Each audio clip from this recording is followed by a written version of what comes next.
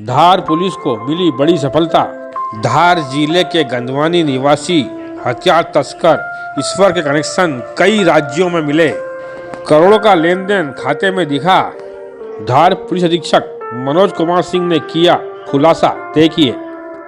लगेगा कि खिड़की है, एक खिड़की के पीछे जमीन के नीचे एक ऐसा घर बना हुआ है कि उस घर में आदमी चला जाए तो लगेगा कि पीछे भी कोई घर है।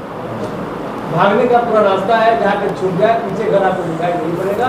तो ग्राउंड के नीचे जा रहा है, सामने से खिड़की। देखिए, सबसे पहले आज भारत निर्वाचन आयोग ने मध्य प्रदेश के आगामी विधानसभा चुनाव की तारीखों की घोषणा करी है। आप सबके माध्यम से धार की आम जनता को मैं आश्वस्त करना चाहता हूं कि धार विधानसभा चुनाव निर्भीक हो, निष्पक्ष हो, पारदर्शी हो और भयमुक्त हो। इसके लिए हम पूरा प्रयास करेंगे और हम प्रतिबद्ध भी हैं। ऐसा माहौल बनाएंगे, किसी भी गुंडे बदमाश के खिलाफ सख्त से सख्त कार्रवाई करेंगे ताकि ऐसा माहौल बने कि लोग निर्भीक होकर के अपना मतदान कर सकें। जहाँ तक आज की खुलासे की बात है, तो आप सबको पता है कि पिछले दिनों ईश्वर नाम के व्यक्ति को हम लोगों ने अवैध हथियार तस्करी के मामले में उसके पूरे गैंग को पकड़ा था। गैंग को पकड़ने के बाद हमने एक SIT गठित करी थी।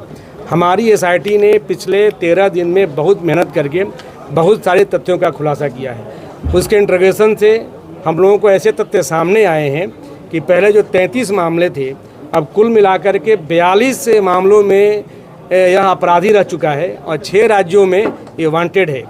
इसका जो बेचने और हथियार बनाने का तौर तरीका था और जिस तरह से पेडलर बना रखा था, उन सारों की हम लोगों ने पड़ताल करी, पूछताछ करी। इसके 5-6 ऐसे पेडलर हम लोगों को ज्ञात हुए हैं जिसके खातों में ये पैसा बुलाता था। अवैध हथियार की तस्करी करके उसी खाते को हैंडल करके पेटीएम पासबुक से पैसा हैंडल करता था। तो अभी तक अवैध तस्करी के धंधे में लिप्त होकर के इसने जितने खातों का उपयोग किया है, उस सभी खातों का हम लोगों ने जांच की है, डिटेल बुलाया है। तो कुल मिलाकर के 1,72,00,000 के लेन देन के हिसाब इससे मिले हैं।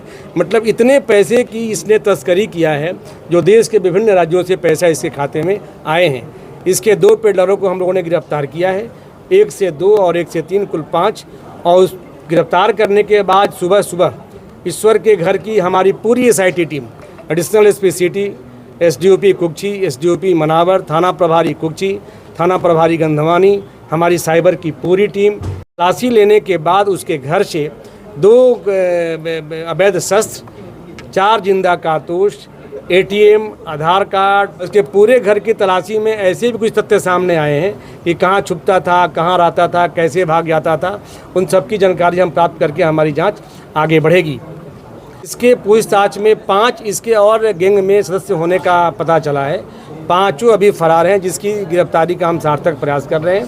5 के खिलाफ हमने 10-10 हज़ार का, कुल 50,000 का इनाम भी घोषित किया जा रहा है। मुझे उम्मीद है कि इसके गैंग के और लोग पकड़े जाएंगे तो निश्चित तौर पर खुलासा होगा और जब्तियाँ भी होंगी।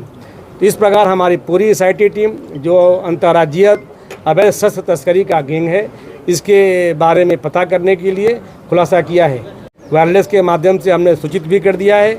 जहाँ जहाँ FIR है, जहाँ जहाँ वांटेड है, वहाँ के SP को हमने पत्र भी लिखा है कि हमारा यहाँ गिरफ्तार हुआ है, इसके खिलाफ आकर वैधानिकी की जाए। तो मैं आप सबके माध्यम से जो अवैध शस्त्र तस्करी करने वाले लोग हैं, उनके खिलाफ मैं सख्त संदेश देना चाहता हूँ कि जो भी इस धंधे में लिप्त रहेगा उसको हम छोड़ेंगे नहीं, सख्त कार्रवाई करेंगे।